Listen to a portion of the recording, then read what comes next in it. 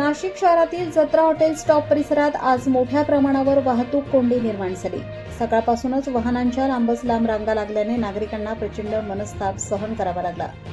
विशेष म्हणजे या ठिकाणी वाहतूक नियंत्रणासाठी पोलीस किंवा प्रशासनातील कोणताही अधिकारी उपस्थित नसल्याचे दिसून आले। त्यामुळे परिस्थिती अधिकच बिकट झाली होती।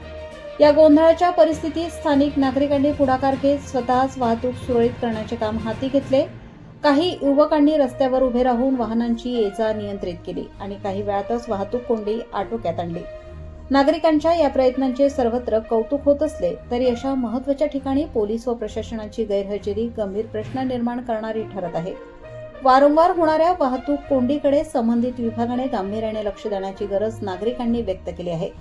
दरम्यान भविष्यात अशा प्रकारच्या समस्यांना आळा घालण्यासाठी जत्रा हॉटेल स्टॉप परिसरात कायमस्वरूपी वाहतूक नियोजन करण्याची मागणी स्थानिकांकडून होत आहे।